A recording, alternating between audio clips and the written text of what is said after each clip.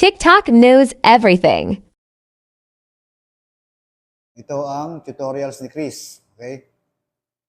Tatlong topics ang pag-uusapan natin regarding dun sa mga post dito sa platform.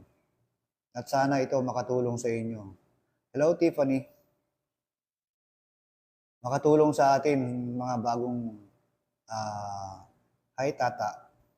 Mga bagong content creators or nakaabot na ng 1,000 followers na tinatawag na, kung nag-apply siya, na tinatawag na affiliate dito sa platform. Yung apat na pag-uusapan natin, ay tatlo, madali lang to kasi meron naman tayong guide na kukunin. Pero ito sa experience natin, ito binabase. Pinapaniwalag lang natin kung ano yung kailangang gawin, dapat gawin kapag na-encounter natin yung mga problemang ganito.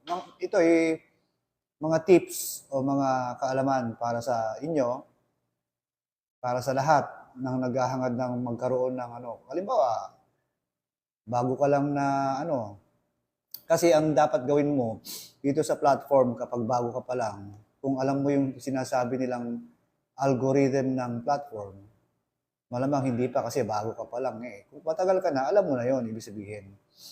Yung tinatawag na engagement is the key. Pero may nagsasabing mga content creators na yung engagement is the key, hindi daw totoo.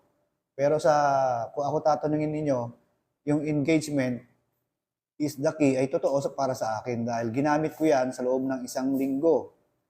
Within a week, nakuha ko yung 1,000 followers, may higit. Okay? So, ibig sabihin, hello, Gwen. Hi, Ensoy, Claudette,